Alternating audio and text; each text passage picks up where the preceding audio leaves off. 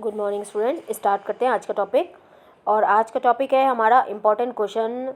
NEET के जो important question है कौन से चैप्टर से? रेस्पिरेशन इन प्लांट से, जो नीट में आए हुए हैं, और AIPMT, जो कि पहले AIPMT भी होता था। तो उनमें जो क्वेश्चंस आए हैं वो सारे इंपॉर्टेंट क्वेश्चन हैं और बार बार ज़्यादातर वो क्वेश्चंस रिपीट होते हैं। तो पहले आप चैप्टर पढ़िए और उसके बाद इन क्वेश्चंस को करिए, आपको इनमें से क्वेश्चंस ज़रूर मिलेंगे। सो स्टार्ट करते हैं क्वेश्चन फर्स्ट से। तो फर्स्ट क्वेश्चन है, what is the role of NAD+ in cellular respiration. ये 2018 का क्वेश्चन है नीट का। So its function as an enzyme, it function as an electron carrier, it is a final electron acceptor for anaerobic respiration, it is a nucleotide source for ATP synthesis. सो ये जो है इसका answer है कि ये क्या है, ये इलेक्ट्रॉन कैरियर है। It function as an electron carrier. तो इसका ये सेकेंड ऑप्शन करेक्ट ऑप्शन है। ये नीट 2018 का क्वेश्चन है। सो NAD+ क्या है? इलेक्ट्रॉन कैरियर, आपको ध्यान रखना है ये। Next question, which statement is wrong for Krebs cycle. ये 2017 का क्वेश्चन है नीट का। There are 3 points in the cycle where NAD is reduce to NADH+H+। तो ये तो करेक्ट है। रॉन्ग हमें देखना है, there is 1 point in the cycle where FAD is reduce to FADH, ये भी ठीक है। During conversion of succinyl coenzyme to succinic acid a molecule of GTP synthesize, ये भी ठीक है। The cycle start with condensation of acetyl group with pyruvic acid to yield citric acid। तो वहाँ पर कंडेंसेशन नहीं होता है, तो ये पॉइंट जो है वो गलत है क्रेब्स साइकिल से। अगर हम क्रेब्स साइकिल को याद करें, रिवाइज करें, तो हमारे को ये तीनों पॉइंट करेक्ट है। ये पॉइंट जो है रॉन्ग, और उन्होंने रॉन्ग स्टेटमेंट मांगा है कि वहाँ पर कंडेंसेशन नहीं होता, पायरुविक एसिड का डीकार्बोक्सिलेशन होता है, जिससे और कोएंजाइम से जब रिएक्ट करता है उसके साथ तो बनता है एसिटिल कोएंजाइम A। सो इसका ये फोर्थ ऑप्शन करेक्ट ऑप्शन है, यानी रॉन्ग स्टेटमेंट है। Next question, which of the following biomolecule is common respiratory mediated breakdown of fats, carbohydrate and protein. तो देखिए नीट फेज 2016 में क्वेश्चन आया और ये क्वेश्चन एक बार और अभी रिपीट हुआ है, अभी आप देखेंगे क्वेश्चन में। तो ये क्वेश्चन 2 बार रिपीट हुआ है, इसलिए ये बहुत इंपॉर्टेंट क्वेश्चन है कि कार्बोहाइड्रेट, फैट और प्रोटीन जो बायोमोलिक्यूल्स हैं उनके बीच में कौन सा कॉमन मॉलिक्यूल है रेस्पिरेशन, एरोबिक रेस्पिरेशन में। तो फर्स्ट ऑप्शन है ग्लूकोज 6 फॉस्फेट, सेकेंड है फ्रक्टोज 1,6 बिस फॉस्फेट, थर्ड है पायरुविक एसिड और फोर्थ है एसिटिल कोएंजाइम A। तो इसका जो आंसर है वो है एसिटिल कोएंजाइम A। ये आपको ध्यान रखना है, ये क्वेश्चन 2 बार पूछा गया है, तो ये इम्पॉर्टेंट क्वेश्चन है। अभी एक बार और आएगा क्योंकि ये दोबारा भी पूछा गया है। ये 2016 का है और एक बार क्वेश्चन ये और पूछा गया है, मेरे को लगता है 2013 में। अभी आप देखिएगा ये क्वेश्चन दोबारा से आएगा। सो नेक्स्ट क्वेश्चन की तरफ आगे बढ़ते हैं। Oxidative phosphorylation is, oxidative phosphorylation क्या है? ये क्वेश्चन आया है नीट फेज 2016 में।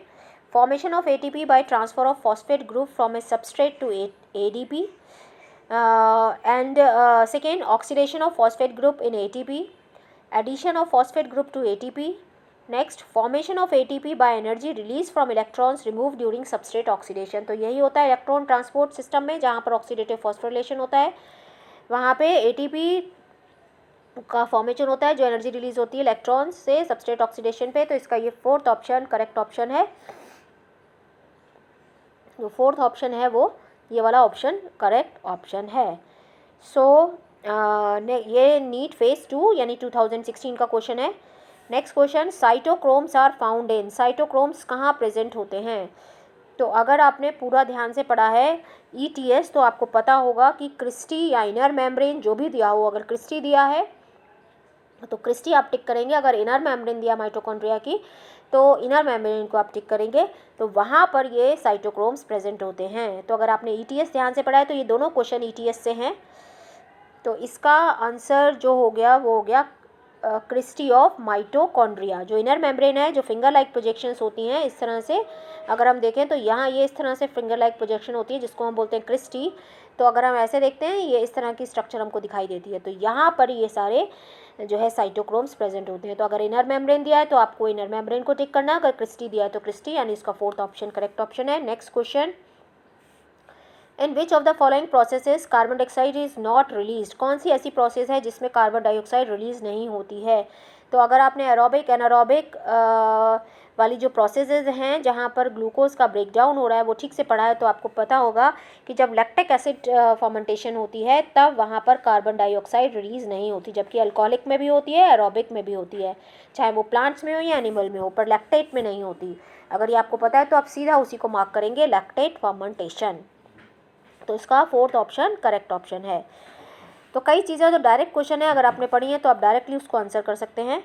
Next question, which of the metabolite is common to respiration mediated breakdown of fat, carbohydrate and protein. देखिए ये क्वेश्चन वापस से रिपीट हो गया 2013 में, जो कि 2016 में भी आया है फेज 2 में। ये अभी हमने डिस्कस किया है एसिटिल कोएंजाइम में। इसका थर्ड आंसर ये करेक्ट आंसर है, एसिटिल कोएंजाइम में तीनों के बीच का कॉमन है। ठीक है, तो ये क्वेश्चन 2 बार रिपीट हो गया। Next question, the 3 boxes in this diagram represent the 3 major biosynthetic pathway in aerobic respiration। तो 3 पाथवे हैं जिसमें से हमें एरो नंबर 4, 8 और 12, ये वाला 4, 8 और 12 में क्या बन रहा है ये हमें बताना है। सो 4, 8 एंड 12, तो 4, 8, 12 में यहाँ पर ये ATP है कि अगर हम ग्लूकोज का ब्रेकडाउन ग्लाइकोलाइसिस, फिर एसिटिल कोएंजाइम में और फिर हमारा ये बन रहा है, तो यहाँ पर क्या बन रहा है ATP, यानी इसका फर्स्ट ऑप्शन करेक्ट ऑप्शन है। ATP इसका करेक्ट ऑप्शन है, फर्स्ट ऑप्शन। ये नीट 2013 का क्वेश्चन है। Next, aerobic respiratory pathway is appropriately termed. जो एरोबिक रेस्पिरेटरी पाथवे है उसको हम क्या बोलते हैं? एरोबिक रेस्पिरेटरी पाथवे जहाँ पर हम तीनों बायोमोलिक्यूल्स को देखते हैं, चाहे वो फैट हो, कार्बोहाइड्रेट हो या प्रोटीन हो, जहाँ पर उनका ब्रेकडाउन होता है, जिसके बीच में कॉमन प्रोडक्ट हमने देखा था एसिटिल कोएंजाइम है, उसको हम बोलते हैं एम्फीबॉलिक पाथवे। यानी इसका बच्चे क्या करेंगे ज़्यादातर यहाँ पे कैटाबॉलिक, पर यहाँ पर अगर हम देखें तो तीनों का कॉमन है। अगर आपने ये टर्म पढ़ी हो, NCERT की टर्म है ये एम्फीबॉलिक पाथवे। तो इसका सेकेंड ऑप्शन करेक्ट ऑप्शन है।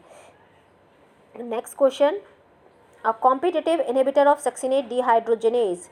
जो कॉम्पिटिटिव इनहिबिटर है सक्सिनेट डिहाइड्रोजनेज का वो क्या है? ये स्टूडेंट ये इसमें नहीं देके ये इन्होंने बायोमोलिक्यूल में दिया हुआ है। मेलोइनेट जो है वो सक्सिनेट डिहाइड्रोजनेज का कॉम्पिटिटिव इनहिबिटर है,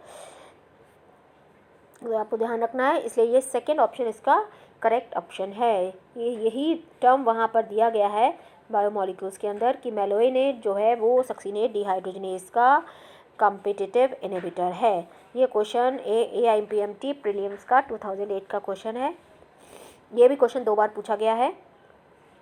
next question, the cameo osmotic coupling hypothesis of oxidative phosphorylation processes that adenosine triphosphate is formed because. Cameo osmotic hypothesis अगर आपने पढ़ी है तो उसमें आपने देखा होगा कि क्या होता है और कैसे ATP बनता है। तो वहाँ पर क्या होता है, प्रोटोन ग्रेडियंट बनता है।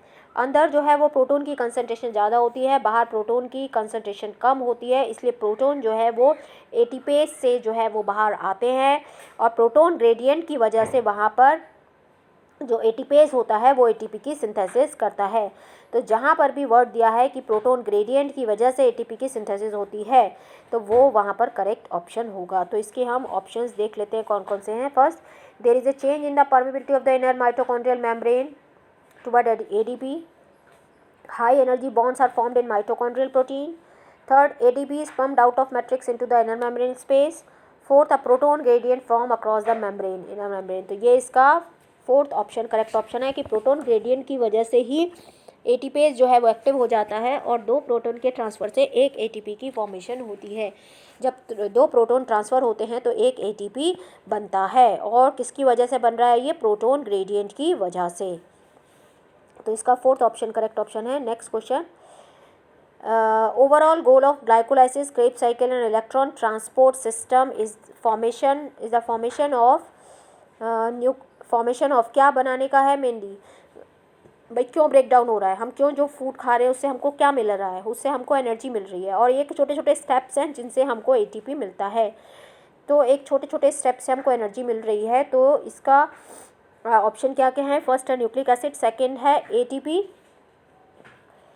In small step wise unit, third ATP in one large oxidation reaction, fourth sugar. तो इसका सेकेंड ऑप्शन करेक्ट ऑप्शन है, ATP in small step wise units. Next question, All enzymes of TCA cycle are located in the mitochondrial matrix except one which is located in inner mitochondrial membrane in eukaryotes and in cytosol in prokaryotes. The enzyme is, यानी सारे mitochondrial जो TCA cycle यानी try carboxylic acid cycle है, या जिसको हम Krebs cycle बोलते हैं या साइट्रिक एसिड साइकिल बोलते हैं, उसके सारे एंजाइम माइटोकॉन्ड्रियल मैट्रिक्स में है, पर एक एंजाइम है जो इनर मेम्ब्रेन के साथ है और प्रोकैरियोट में साइटोप्लाज्म में प्रेजेंट है, और वो एंजाइम का नाम है सक्सीनेट डिहाइड्रोजिनेज। तो ये इंपॉर्टेंट क्वेश्चन है स्टूडेंट, इसको आप ध्यान रख लीजिए क्योंकि ये पूछा गया है, ये AIPMT 2007 में भी पूछा गया है, तो ये इंपॉर्टेंट क्वेश्चन है। Next question, during which stage in the complete oxidation of glucose are the greatest number of ATP molecules form from ADP। कौन सी प्रोसेस है जिसमें ज़्यादा ATP की फॉर्मेशन होती है? तो फर्स्ट है conversion of pyruvic acid to acetyl coenzyme में, सेकेंड है इलेक्ट्रॉन ट्रांसपोर्ट चेन, थर्ड है ग्लाइकोलाइसिस, फोर्थ है क्रेब साइकिल। तो सबसे ज़्यादा जो बनता है वो ETS है, जिसमें ATP की फॉर्मेशन सबसे ज़्यादा होती है, क्योंकि ETS ही होता है, वहीं से इलेक्ट्रॉन का मूवमेंट्स होते हैं और ATP की फॉर्मेशन होती है। Next, chemiosmotic theory of ATP synthesis in the chloroplast and mitochondria is based on, किसकी वजह से है? प्रोटोन ग्रेडियंट की वजह से। ये भी हम डिस्कस कर चुके हैं, चाहे वो क्लोरोप्लास्ट हो चाहे वो माइटोकॉन्ड्रिया हो, वहाँ पे ATP कैसे बनता है? जब प्रोटोन ट्रांसफ़र होता है और दो प्रोटोन के ट्रांसफ़र होने से एक ATP बनता है, यानी वहाँ पर क्या बनता है? प्रोटोन ग्रेडियंट, जिसकी वजह से वहाँ ATP बनता है। तो इसका ये फर्स्ट ऑप्शन करेक्ट ऑप्शन है, प्रोटोन ग्रेडियंट। तो स्टूडेंट आपको समझ में आए होंगे ये सारे क्वेश्चन, ये सारे इंपॉर्टेंट क्वेश्चन हैं, इसमें कई बार ये क्वेश्चन रिपीट हुए हैं, तो ये सारे आप रेस्पिरेशन के इंपॉर्टेंट क्वेश्चन हैं जिनको आप एक दो बार पढ़ लीजिए अच्छे से, ताकि आपको इनमें से क्वेश्चन मिल जाएं। So thank you, thanks for watching, please like, subscribe and share.